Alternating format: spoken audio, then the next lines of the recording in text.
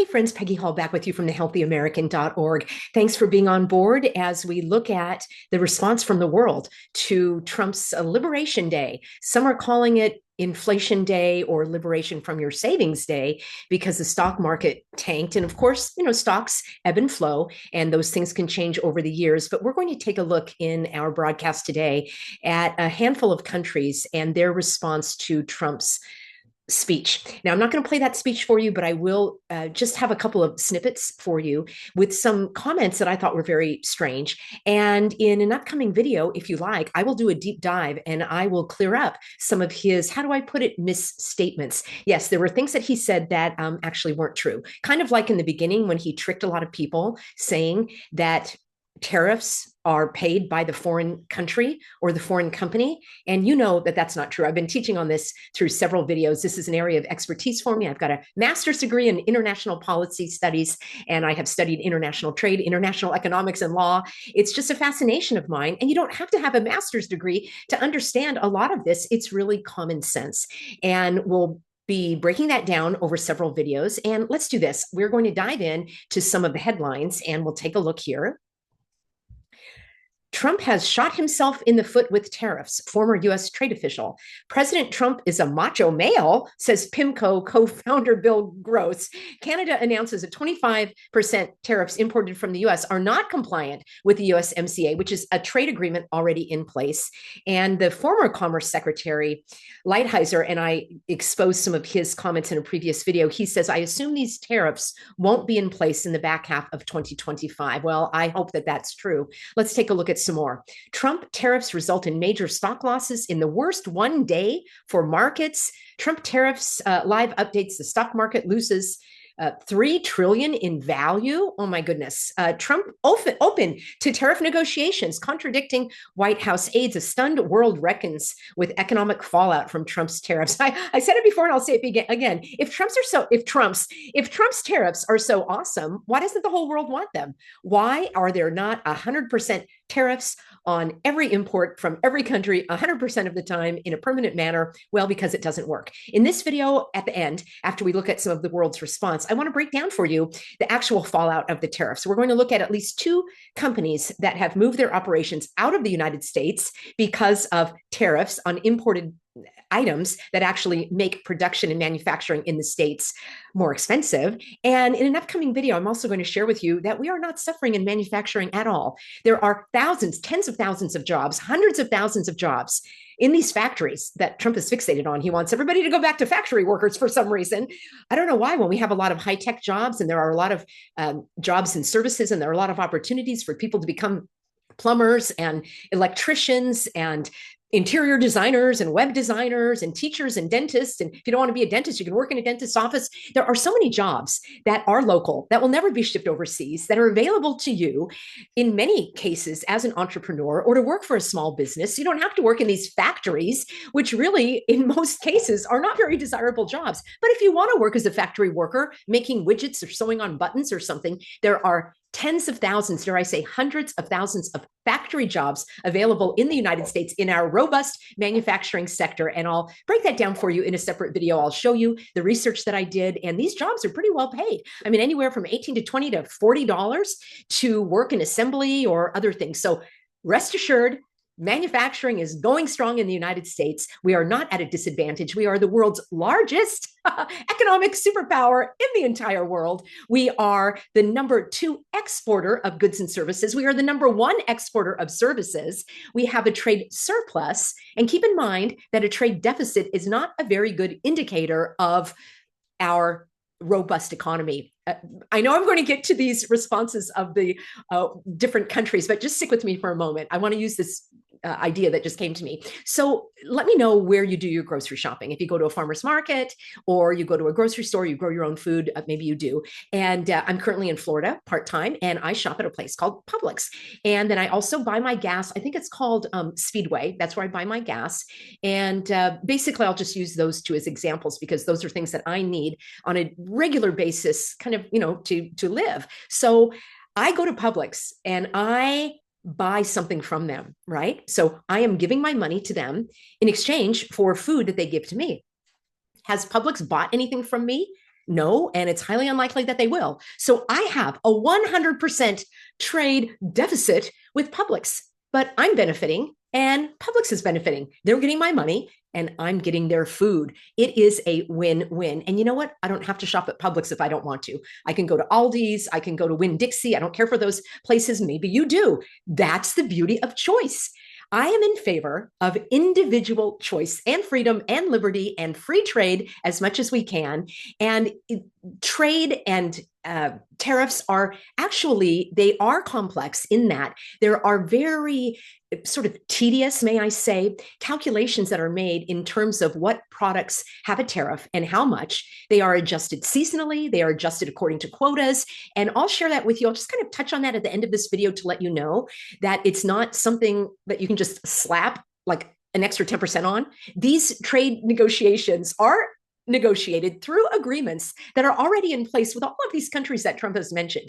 So he's kind of a showman, and he's really, how do I put this? I just have to say that he's conning a lot of people, because it's not just a case of tomorrow you're ratcheting up these tariffs. That's not how it's done. We have the US trade representative. We actually have an ambassador. I'm going to share that with you probably in upcoming videos. We'll look at how these trade organizations work and why free trade has always resulted in the greatest amount of prosperity, of economic development for all countries in the world, and for the greatest well-being, and dare I say, the greatest amount of peace.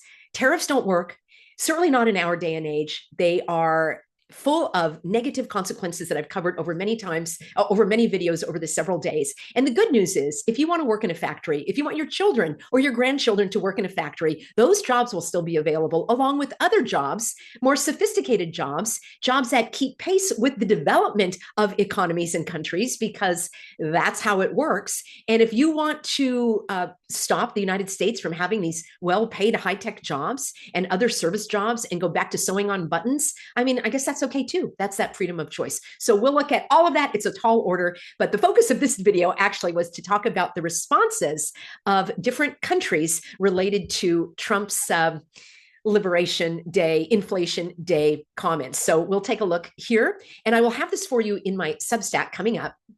And that is peggyhall.substack.com. And again, the stocks have plunged as the US incites a trade war. That's only one indicator. And I personally would not put a lot of value into that, because the stock market does ebb and flow.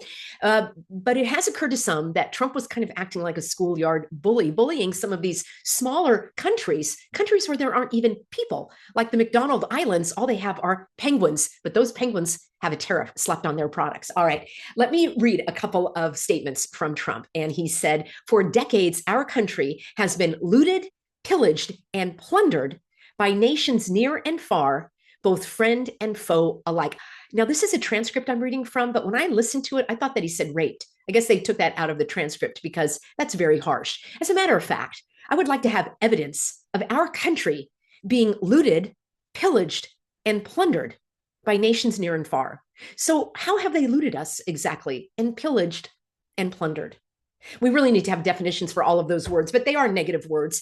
And our economy is very strong. As I say, we are the number 2 world's largest exporter. I've covered this in previous videos. We export oil, we export gas, we export machinery, we export automobiles, we export aviation products. I mean, there's not an industry where we really are not a leader. So to say that we have been looted and pillaged and plundered, our economy has been growing. There are jobs that are going vacant. Have you ever, like, you've gone to a restaurant and they don't even have enough servers to serve? I mean, I don't understand. I would like to have evidence of that. No one has held a gun to your head and made you shop at the dollar store, and you have a choice to buy those clothes. And I ask you, do you have clothes made in China, made in Vietnam, made in India? If you do, bravo, that's your choice. You can choose to purchase American-made products. Earlier, Trump said that he couldn't find windows made in North Carolina. Well, that's another one of his tall tales, because there are dozens of American-owned and American-made window manufacturers in North Carolina. One has been in business for 70 years. So maybe he doesn't know how to use the internet, but he's filled with these tall tales. And I just want to set the record straight. And someone pointed out, Peggy, I'm glad that you're not calling names and you're not belittling Trump. And I haven't done that because I just want to talk about his actions and his behavior and his policies, which are very harmful, will be very harmful to our country. He goes on to say American steelworkers, auto workers, farmers, and skilled craftsmen, we have a lot of them here with us today, they really suffered gravely. In what way? We are one of the world's leaders in exporting agricultural products. American farmers were given subsidies following Trump's terrible 2018 tariffs that had such the wrong result in terms of other countries slapping the reciprocal tariffs on us, which, by the way, are those tariffs that Canada has on our milk products. That was in response to Trump's 2018 tariffs. So he was really coloring outside the lines, and our American farmers were hurt by that. So much so that there had to be taxpayer subsidies for those farmers. Friends, I like to deal in facts and data and evidence. I look at the historical record. I've done such deep dives for you over the last several videos. You can see them on my playlist called Tariffs, where I've given you data from the US Census Bureau and the Bureau of Economic Affairs and the US Trade Representative Office and the International Trade Association and the on and on and on. And it seems like you don't even care about that data. So I'm just going to give you the overview today. You can do the research. I've done it for you. But it is clear that these tariffs have had such a negative effect, so much so that a lot of those were reversed in Trump's within a year because they were so bad. Anyway, he says that these steel workers and the auto workers and the farmers have suffered gravely. I want evidence of that. And the steel workers suffered in the wake of Trump's 2018 tariffs because there were 150,000 jobs, the latest data I got, were lost in manufacturing because companies either shut down or reduced their production because the incoming raw materials, we have a very interrelated economy with countries around the world. That's just the facts, folks. That's the reality of our day. And if you're talking about cars being made in the United States, they're made with parts that crisscross the border between Mexico and Canada, half a dozen times. So they're not completely American made with only American parts. And it jacks up the price all along. I'm going to share with you how Harley Davidson took its production of motorcycles to Thailand to outwit the tariffs that were being imposed by Vietnam. They left the United States, some of this production. Hershey's, the chocolate manufacturer, went to Mexico to produce chocolate because of the harmful sugar tariffs that the United States imposed on incoming sugar. So no, they didn't improve their manufacturing jobs. They left the United States because of the tariffs. You have to look at the whole picture, friends. So American steelworkers lost about 75,000 jobs. These are the facts. American steelworkers lost 75,000 jobs in the aftermath of Trump's 2018 tariffs. Now, you could say that was a coincidence. You could say it was a coincidence that the manufacturing jobs were lost by 150,000. But when you look at month by month preceding that and after the tariffs went away, it's pretty clear that there is a direct relationship. All right. So I don't buy this hogwash that Trump is sloshing here. He goes on to say our country and its taxpayers have been ripped off for more than 50 years, but it's not going to happen anymore. How have we been ripped off? By other countries wanting to buy our products? I don't understand that. If you have a product and you want to sell it overseas and people are willing to buy it, isn't that great? If you want to buy something that was made in another country and shipped here for sale, and it happens to be cheaper than the competitor, you have the choice to buy that. You have the choice to buy American made. Name me one item that is not made in America. I'm waiting. I'll be waiting a long time. All right. There are so many comments that I will cover in upcoming videos, but the United States has run a trade surplus for many years in services. We have travel, we have education, we have financial, we have insurance, we have consulting, we have all sorts of services. And this trade deficit, as I pointed out, is not a way of judging the strength of your economy. It's such a strange metric to use. As I gave my example, I go to the gas station and I pay for gasoline, and I'm giving my money to Speedway and they're giving me gasoline. So we've got a trade. Are they buying anything from me? No, they're not. So there's a trade deficit, but I'm benefiting, and so are they. There's nothing wrong with that, friends. Okay, let me just go on to the heart of the matter here. All right. So much that I could talk about. VW and Mercedes are already hiking their prices in response. And remember, I have a whole list on my playlist here, a whole list of videos on my tariffs playlist. I've got a Substack, which is free with all of the written analysis if you want that. I spend hours doing this because I love it and I want to be of service to you. I can't stand for people to be hoodwinked, to be bamboozled, to be duped by this information, by the propaganda, by the wrong narratives that are being pushed, sadly, by some Substackers and other bloggers that are kind of blinded by their dedication and adulation of Trump. And they're just blind to the facts and the data. Bring me the data, bring me the evidence. I would love to have a rational, clear-minded conversation. And many of you have done that. And I want to applaud you for your comments. So yes, the cost of living increased, economic output decreased over Trump's terrible tariffs of 2018. They were so disastrous that he had to reverse them within the first year. All right, here's the roundup of some countries. Australia said, and I will give you a link to this and you can do a deep dive if you want to. I'm just pulling out some excerpts. So in Australia, the prime minister said that Trump's tariffs have no basis in logic and they go against the basis of the diplomatic alliance between Australia and the United States. Brazil passed a retaliatory bill against the United States on Wednesday to retaliate against the tariffs imposed on Brazilian goods or any country in that trade bloc. It says that Trump's new measure violates the United States commitments to the World Trade Organization and will impact all Brazilian exports of goods to the United States. So see what happens now is Brazil could say, well, forget you, the US, we are just going to trade with other countries, which means they're not going to accept our exports. Think that through.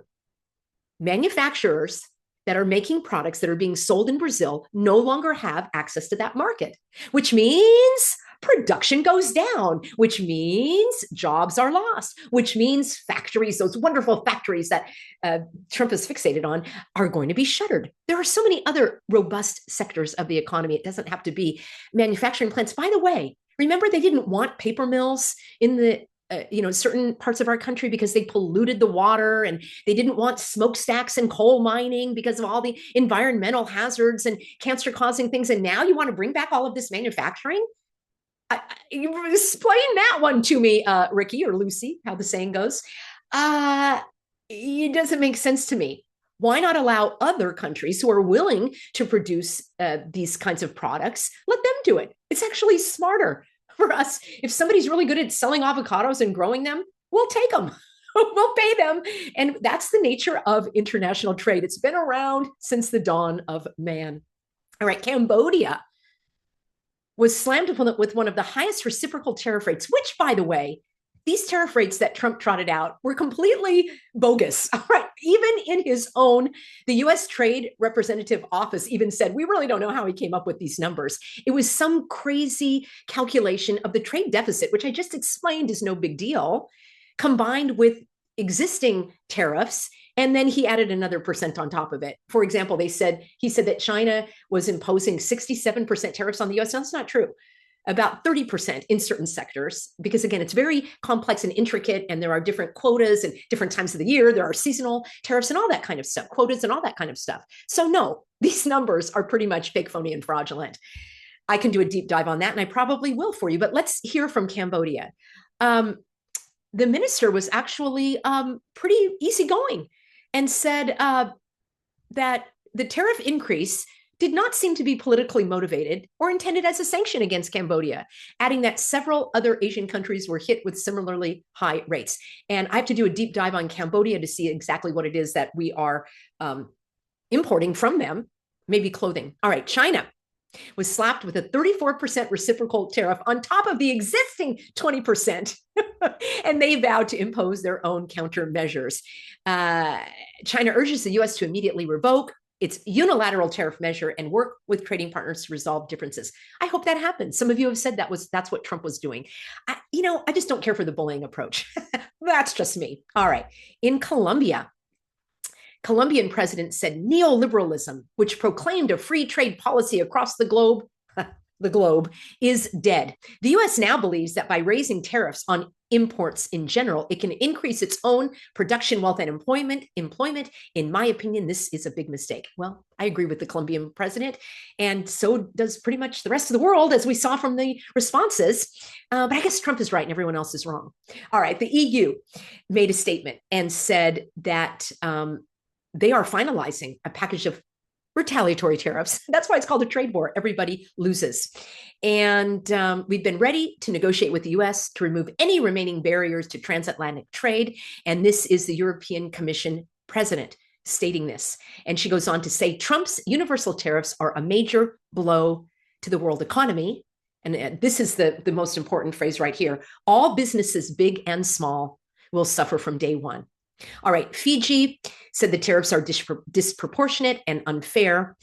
France denounced Trump's tariffs. Germany called Trump's latest tariffs an attack on trade, on a system that has created prosperity around the world. And I would agree that it has created prosperity across the earth. And the EU, the German chancellor goes on to say, has the strongest internal market in the world. Now, it's very interesting because Germany is an economic powerhouse. You've got the United States, you've got China, you've got Mexico and Canada, and you've got Germany. And depending on what sector of the economy we're looking at, those are really the largest players. So it behooves the trade partners and our allies to actually have smooth relations. And let me just make one other comment about people saying, well, Trump just did this as a way to get the ball rolling. So let's say that you've got a bully bullying you, saying, I'm not saying this is Trump. I'm just talking about an example of people taking steps in response to threats. And you're being bullied and someone says, I'm going to burn down your house. You're never going to have a good night's sleep. I'll always be watching you. I know where you live. And you're thinking, I got to move. I got to get out of here. This is an unsafe, unfair place to live. And I just don't feel good doing it. So you pack up, you move all your things. It costs a lot of money. You move somewhere else where you feel safe, where you feel you're treated well. And then the bully says, oh, I was just kidding. No, I'm not really going to do that to you. That's kind of like these tariff threats. Companies, I don't know if you've ever worked in a company or owned a company, or you know about sales projections, and you have to figure out how many people you need to employ and what you project you're going to sell and what your profits are going to be and your costs. I'm a business owner. I need to do that. And then you figure out, well, should I invest in more raw materials to make this product? And maybe we're going to pull back. And if there are going to be tariffs and things are going to be more expensive, all of these are sort of economic and financial projections that you do far in advance. So many countries, as you saw, and companies, as you saw, are actually taking a step back, slowing things down, even if Trump says, I was just kidding. The instability of Trump and his policies makes the United States a poor place for people to invest. That's why a lot of people don't invest in California, because of the horrible policies there. Trump's kind of taking it on a bigger scale here. So the German economy minister said, for US consumers, it's not Liberation Day, it is Inflation Day. And I tend to agree. All right. India said that they will remain in touch with Trump regarding the tariffs. Ireland said that tariffs drive inflation, hurt people on both sides of the Atlantic, and put jobs at risk. The premier said, we see no justification for this at all. In Italy, the prime minister said tariffs will hurt all parties, and they would rather negotiate with the United States to prevent a trade war, which would inevitably weaken the West in favor of other global actors. Japan said that they would like to be exempt from the tariffs. Well, if tariffs are so great, why do you want to be exempt from them? He said Trump's move was extremely regrettable. Malaysia, who knew, was hit with a 24% tariff and said that they will seek reciprocal trade gains and pursue a technology safeguards agreement with the US. New Zealand said that actually they don't plan to retaliate. They said we are a low tariff country and we have benefited from it. Hello, shout it from the rooftops. Shout it from the rooftops, everyone. We are a low tariff country and we have benefited from it. Some people don't want to see the truth. Kind of reminds me back in the COVID days and the RFK Jr. days. Yeah, some people just don't want to see the truth. The prime minister says tariffs are not the way to go. And the bigger worry will be the worldwide impact and the tit for tat trade wars that may ensue. Yes, it is very juvenile, actually. Norway says this is going to have consequences for many Norwegian companies and for jobs. It's bad news because they export a lot of products, and that's how their economy keeps going. Why does Trump want to punish these countries? You can't say that Norway and Uganda and Singapore and Cambodia are on par with the United States. The population is different, the economic development is different, the natural resources are different. It's very, very much a bullying position. It's not very presidential in my view. All right, let me wrap up here. Okay, South Korea says that the worldwide trade war has become a reality, and the government must pour all its capabilities to overcome the trade crisis. Now, it's very likely that Japan and South Korea and China are going to create their own trading bloc. And forget you, the US, we're not going to buy your stuff anymore. Fine, we'll do our own. I mean, South Korea is and Japan and China are very developed in terms of their ability to engage in this international trade. Why would you want to cut them out of the equation? It's so bizarre, especially when there are other ways that I've spoken about at length. The United States needs to get rid of its regulations. The reason why the steel industry is hurt is because of these green policies that they can't keep up with. They're trying to do carbon capture in the steel mills. It's ridiculous. Get rid of those regulations. And I do understand that Trump is moving in that direction. Why not do an executive order on that? He did this fake, phony, fraudulent emergency in order to even impose these tariffs, which is completely unconstitutional. I can't believe some of these bloggers are turning a blind eye and applauding these dictatorial moves, thinking that a president has the right to do this. He doesn't.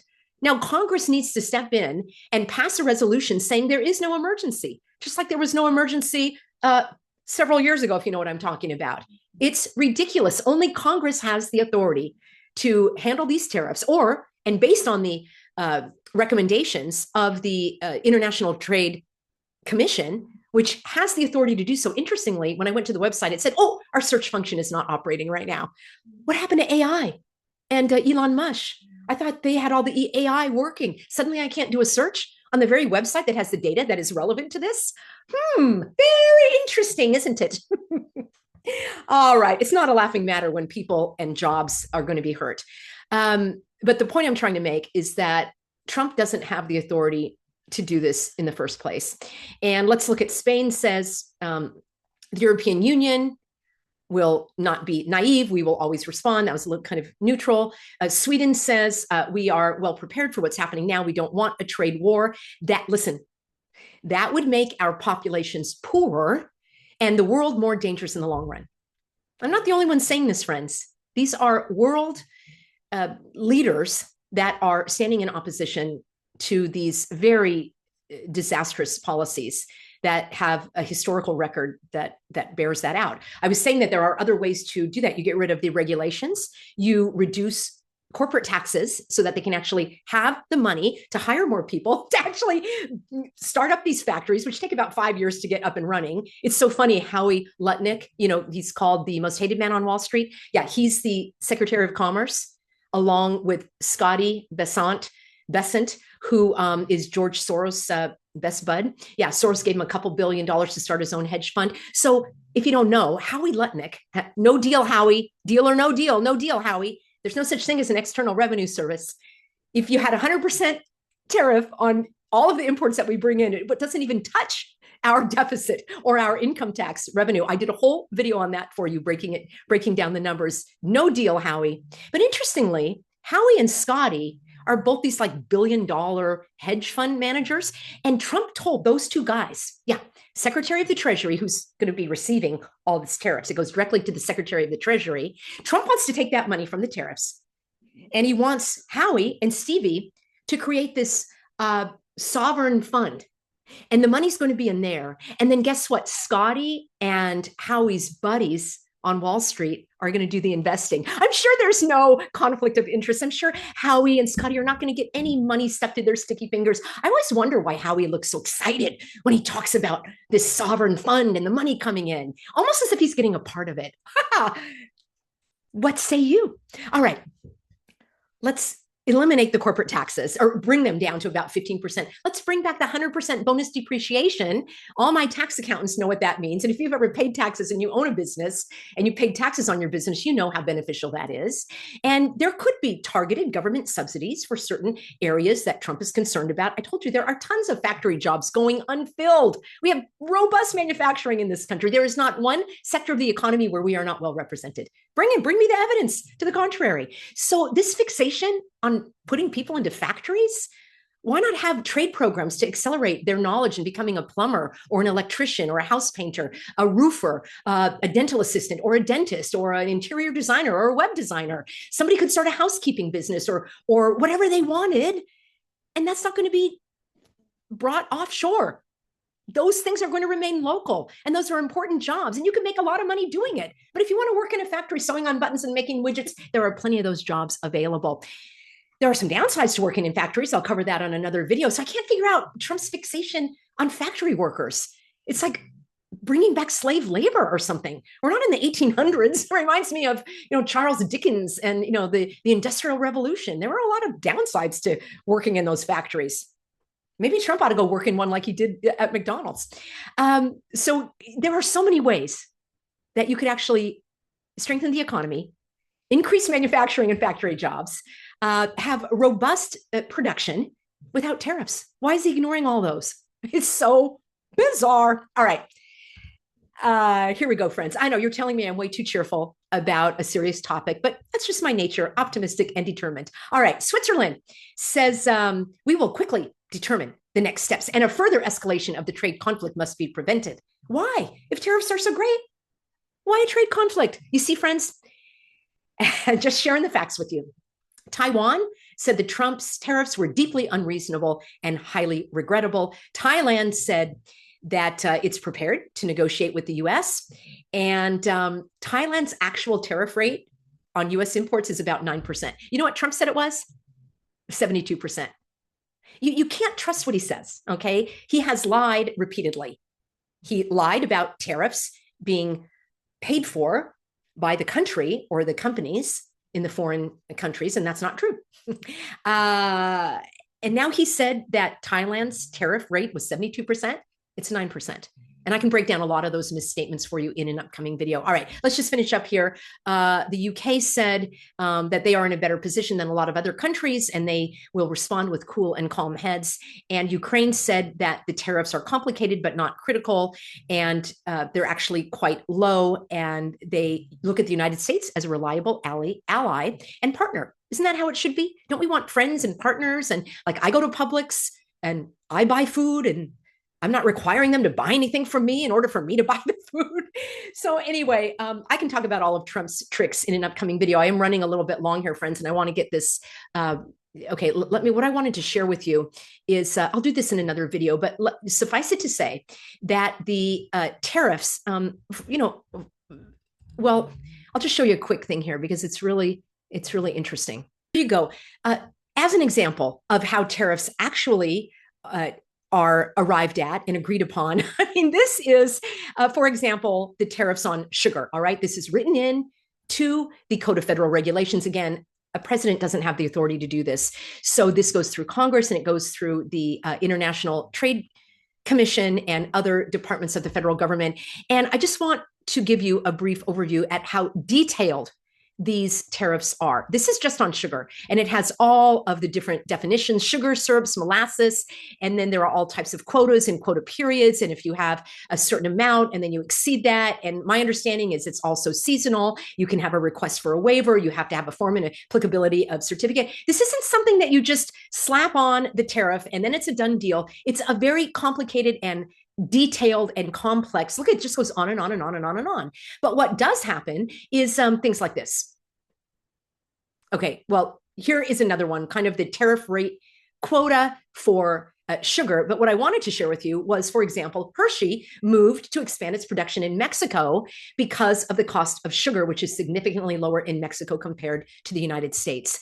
I also, and I will do a separate video on companies that have actually left the United States because of the tariffs. It didn't make them reinvest in the United States. They went to other countries so that they could get the raw materials in order to stay competitive in the international market. Harley Davidson, I think I mentioned, actually is opening up or has opened up a production facility in Thailand so that they can still sell their motorcycles in Asia. So all of those jobs are lost and they move there because of the reciprocal tariffs and the retaliatory tariffs, I should say. So there are ways of getting around it, and there are better ways that do not include harming the economy, driving up prices, driving up inflation, driving down wages, losing jobs, especially in the manufacturing sector. And I think most important of all is harming these relations with our allies.